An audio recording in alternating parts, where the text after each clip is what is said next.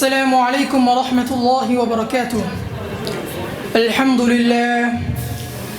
لله حمدا موافيا لنعمه مكافيا لمزيده، والصلاة والسلام على سيدنا محمد وآله وأصحابه وجنوده. أما بعد فأعوذ بالله من الشيطان الرجيم. بسم الله الرحمن الرحيم. ولا تقتلوا أولادكم خشية إملاق نحن نرزقهم وإياكم إن قتلهم كان خطأ كبيرا صدق الله العظيم. আন্নাদি ছাত্র পরিষদ কর্তৃক আয়োজিত আজকের এই বার্ষিক তাফসীরুল কোরআন প্রতিযোগিতার সম্মানিত সভাপতি এবং আমার সামনে ন্যানসেফের কলমধারী শ্রদ্ধেয় বিচারকগণ এবং সুদক্ষ পরিচালক এবং আমার সামনে উপবিষ্ট বাংলার দূর দূরান্ত থেকে আগত একঝাঁক তরুণ কাফেলা, সকলকে আমার অন্তরের গভীর থেকে জানাই শুভেচ্ছা ও অভিনন্দন।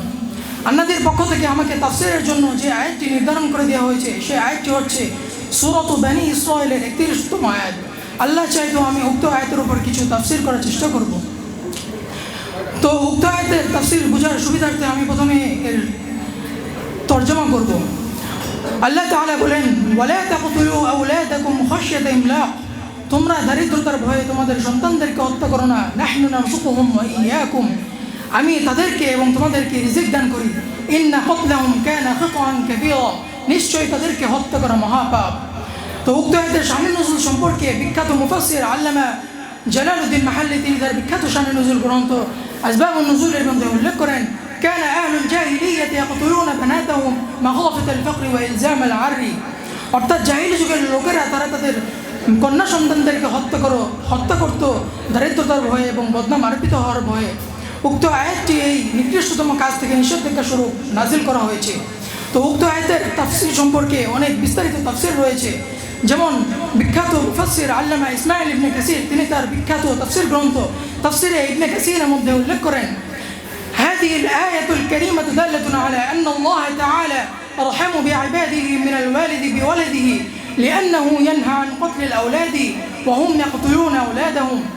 অর্থাৎ এই আয়াতটি এই কথার দিকে ইঙ্গিত করছে যে আল্লাহ তাআলা তার বান্দাকে সবচেয়ে বেশি ভালোবাসেন, কারণ যে পিতা তার সন্তানকে হত্যা করছে সেই সন্তানকে হত্যা করতে আল্লাহ তাআলা তার পিতাকে নিষেধ করছেন বলেন আল্লাহু আকবার। কিন্তু আফসোস, আজ মানুষ নিজ প্রবৃত্তির কথা শুনতে গিয়ে নিজের রবের সাথে নাফরমানি করে বসছে। আল্লাহ সকলকে বুঝার তৌফিক দান করুন, আমিন। উক্ত অংশের তাফসীর সম্পর্কে বিশিষ্ট মুফাসসির আল্লামা মাহমুদ আলুসি আল বাগদাদি তিনি তার বিখ্যাত তাফসীর গ্রন্থ তাফসীর রূহুল মাআনিতে উল্লেখ করেন, এই আয়াতের মধ্যে সকল শ্রেণীর সন্তানদেরকে হত্যা করা থেকে নিষেধ করা হয়েছে। সুতরাং এই আয়াতটি এই কথার দিকে ইঙ্গিত বহন করছে যে কোরআন শুধু সেই জমানার জন্য নাজিল করা হয়নি, বরঞ্চ কোরআন নাজিল করা হয়েছে কিয়ামত পর্যন্ত যত লোক এই দুনিয়াতে আবির্ভাব করবে সকলের জন্যই। আর উক্ত আয়াত থেকে এটা আমরা কীভাবে বুঝতে পারি সেটা দেখুন, যে উক্ত আয়াতের প্রেক্ষাপট ছিল যে তারা তাদের কন্যা সন্তানদেরকে হত্যা করত, কারণ তারা উপার্জনে অক্ষম ছিল। তবুও আল্লাহ তাআলা এখানে আওলাদাকুম বলেছেন। যদি কোরআন সেই যুগের জন্য নাজিল করা হতো তাহলে আল্লাহ তাআলা আওলাদাকুমের জায়গায় বানাতাকুম বলতেন। সুতরাং আওলাদাকুমের ব্যাপকতা এটাই দাবি করছে যে কোরআন হচ্ছে সর্বজনীন জীবন বিধান, যা আজ বর্তমান যুগের সাথেও সামঞ্জস্য। আমরা দেখতে পাই আজ পশ্চিমা বিশ্ব মুসলিম জাতি নিধনে এক ভয়ানক থিওরি আমাদের মুসলিম মা বোনদেরকে গিলাচ্ছে। সে থিওরিটি হচ্ছে দুটি শিশুর বেশি নয়, একটি হলেই ভালো হয়। আর আফসোসের কথা হচ্ছে আমাদের মুসলিম মা বোনেরাও সেই থিওরিটি গ্রহণ করে নিজেদের সন্তানদেরকে নষ্ট করে ফেলছে। সুতরাং শুনে রাখো হে মুসলিম উম্মাহ, তোমাদের চিরশত্রু ইহুদি খ্রিস্টানরা তোমাদেরকে উৎখাত করার জন্য নানা উপকৌশল চালাচ্ছে, এটাও তার মধ্য থেকে একটি। সুতরাং তোমরা সতর্ক হও, দারিদ্রতার ভয়ে তোমাদের সন্তানদেরকে হত্যা করো না, কারণ আল্লাহ তাআলা পরবর্তী অংশতে বলে দিয়েছেন, নাহনু নারযুকুহুম ওয়া ইয়্যাকুম, আমি তাদেরকে এবং তোমাদেরকে রিজিক দান করি।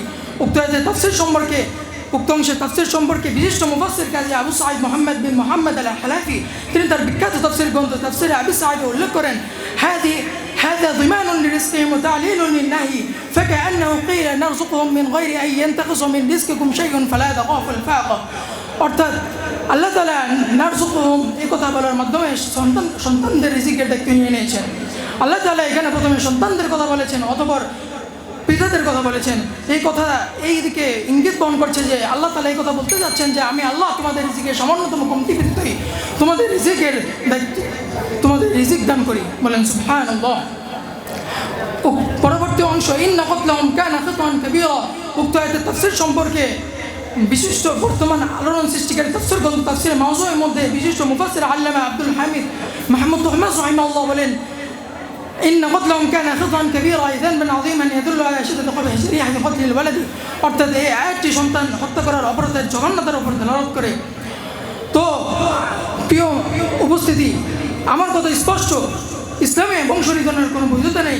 যারা ভিত্তিহীন মন্তব্য করে বলে যে পৃথিবীর মধ্যে শস্য উৎপাদন করার ক্ষমতা কমে যাচ্ছে বিধায় খাদ্য সংকট এড়াতে জন্ম নিয়ন্ত্রণ খুব প্রয়োজন, তাদের এই ভিত্তিহীন মন্তব্যকে ময়লার ডাস্টবিনে ছড়িয়ে মারতে হবে। কারণ এটি তাদের ভিত্তিহীন মন্তব্য ছাড়া আর কিছুই নয়। কারণ আল্লাহ তাআলা বলে দিয়েছেন আমি জমিনে বিচরণকারী সমস্ত জীবের রিজিক দান করি। ওমা মিন দাব্বাতিন ফিল আরদি ইল্লা আলাল্লাহি রিজকুহা ওয়া ইয়ালামু মুস্তাকাররাহা ওয়া মুস্তাওদাহা। সুতরাং আমরা এই আয়াত থেকে কিছু জানতে পারলাম, সেটি হচ্ছে আমরা আমাদের সন্তানদেরকে হত্যা করব না, কারণ সন্তান হত্যা করা মহাপাপ। তো ওমা তাওফীক ইল্লা বিল্লাহ। আমরা এখান থেকে যা শিক্ষা পাইলাম সেটা আমাকে এবং